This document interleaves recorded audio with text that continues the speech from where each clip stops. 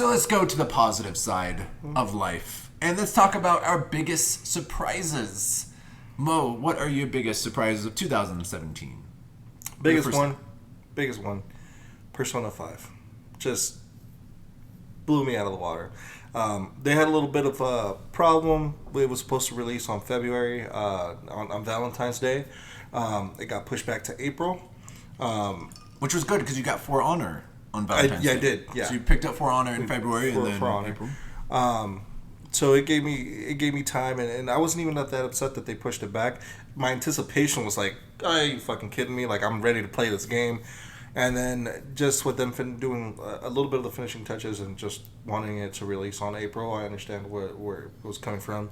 Sega and Atlus playing it very safe, which is what they've been doing. From when they did the merger or the company merger, the partnership. They delivered an extremely awesome fucking game. This game is amazing. How many hours are you in Persona? Shit, I don't even remember now. I've been playing it so much. Over 90? Yeah, I'm over 90. Over 90? Yeah. I'm over 100. Which was actually great that they moved because February had For Honor and Horizon Zero Dawn. Mm-hmm. And April, I believe it was number 2 in PD in sales, the number 2 of the month of April. Yeah. So it was a good call. Yeah, definitely. It was just, it was smart for them. It was going to get squished, and a lot of people sort of kind of overlooked it anyways. But as more stuff started coming out, people were like, "This is a game you have to play," and it's definitely one that you have to play if you're an RPG lover. It's hard to recommend to Steve because he doesn't like the whole the back and forth switching. But it's I think it's a fast. So it's turn based. It's turn based, but it's very fast. Okay. So I don't know what they did with the AI. This is just for me. I like to do this. In the game, you can turn all the other characters so they can be AI. So every time it's your main character's turn, you get to choose whatever your character does. But it goes quick. It's fast. Like fast play. The AI isn't dumb. It knows what to do. So is it like Dragon Age? It's like Pokemon mixed with a dating sim. Mixed with... What? Pokemon with a dating sim? Yeah, like you get to date girls and do stuff, build your character, take jobs, discover stuff. It's massive. That's why it took me kind of long because I was trying to get... I had to decide on the girl. Which chick you're gonna bang? It's a rough life. But yeah, it's just the Pokemon side of it. I say that because you have to choose a persona and then level it up and do crazy things. But these things are dark. Is that why it's called Persona? Yeah. So you choose personas.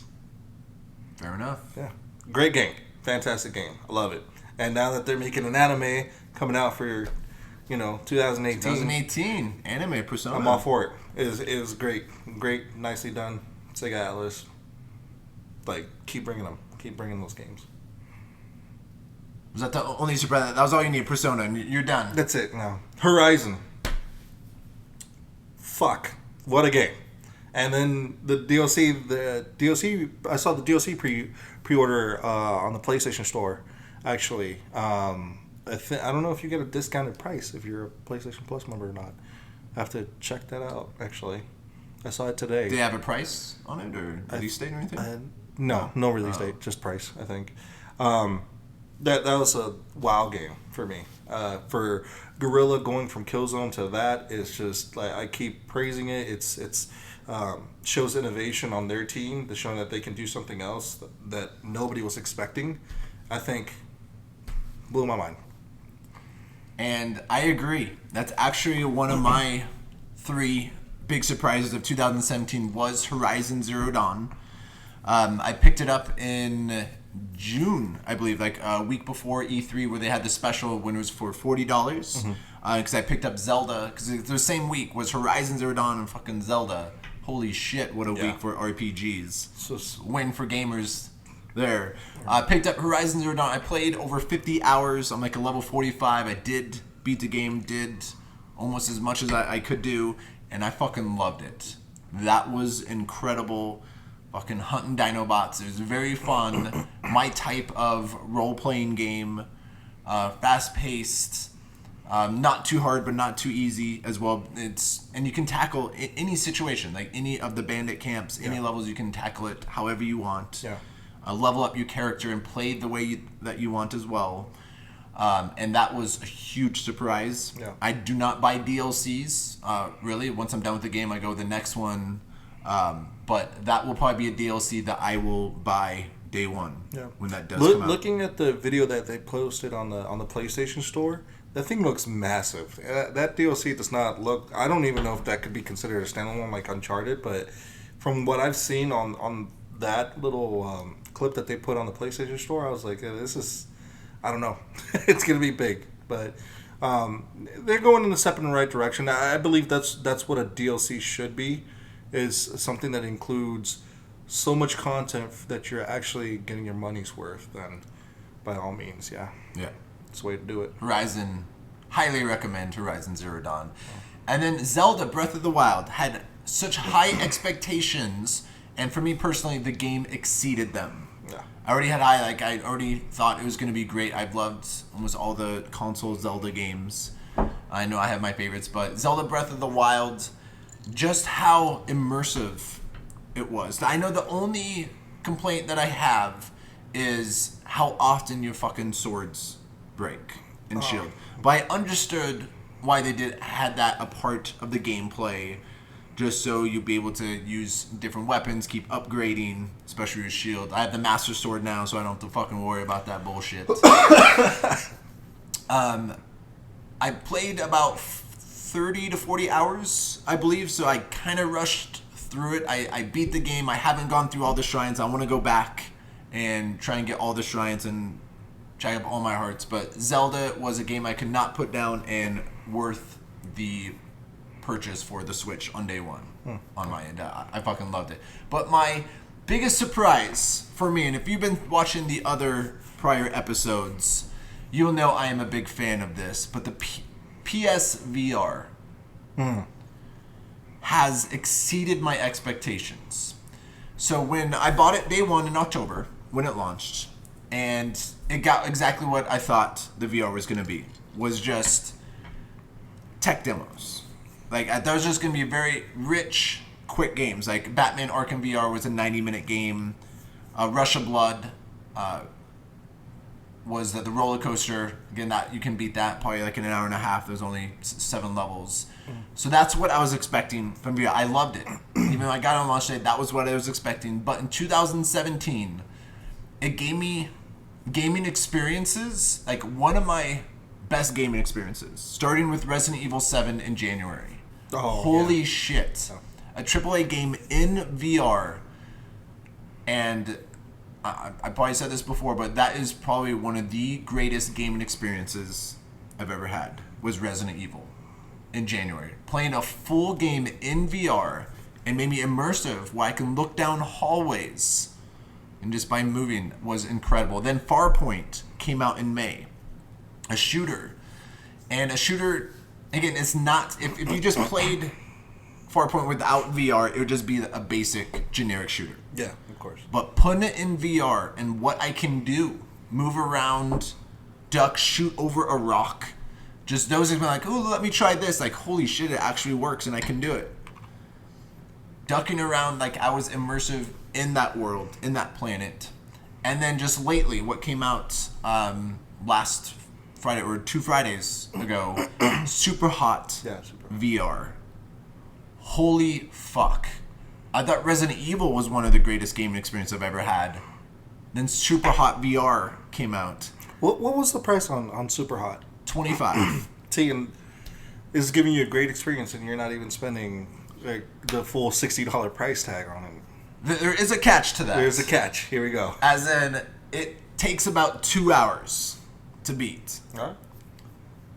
But to me, those 2 hours that I had was perfect for the 25. But after you beat it, they do have unlocks other modes that you can do. So you can be able to do certain modes, as in only shots of the head, so challenges to make art, so you get replay value. So there is some replay value, which I would probably do for how much I loved Super Hot VR. And there's not too many games where you're dodging bullets in slow motion, and I'm literally sitting on my ass on the ground, dodging bullets with 2 guns in my hand, moving around, and I beat a level, sitting on my ass, found a way to dodge bullets, and shot in both hands. And my wife was just laughing at me because I was fucking celebrating. I was sitting on, I started up, I was standing, and I was dodging bullets, ducking, and I ended up on my ass, crawling, with guns in my hands, trying to dodge these bullets. People were shooting at me, and I beat the level, and that was one of the best satisfaction experiences I've had in gaming. It is crazy. And it took me, I read reviews about 2 hours, but I did read some reviews as in you do need a large living room. You do need some space. And they've had some issues with the camera. I didn't have very many issues. I know I have a larger living room to experience it. The only major issues I've had was when you shoot someone, their gun comes flying, you can grab it in the air. And if I grab it too high, there's sometimes glitches up top. It's higher than it is. Okay. But it's about 1 second, 2 seconds where it glitches out, then it comes back on my hand. But I've never died because of a glitch or anything. It never cost me a life, so I didn't have any major issues. The only issue that I had was actually this table. There's a gun underneath, and I actually tried to grab the gun from the ground, and I banged my hand on this table. It fucking hurt. I was trying to like, ow. And I almost fell forward on my face because there's one level with a pool table in it. And my wife was actually there watching me, and I actually tried to grab, I don't know why, I was so immersive, trying to pull forward to grab the pool table to use this balance and try and shoot, and I fucking almost fell on my face with the pool table. But the PSVR with those 3 gaming experiences that I wasn't even expecting, which made me think like, it made me fall in love with the VR even more, and just the potential of what it has with just those 3 games in VR. I understand the launch was what it's supposed to be, just quick tech demos of the potential, but I think those 3 games really showed what VR can be, and I'm very excited what the future has. Yeah. But that was one of my biggest surprises, was the PSVR.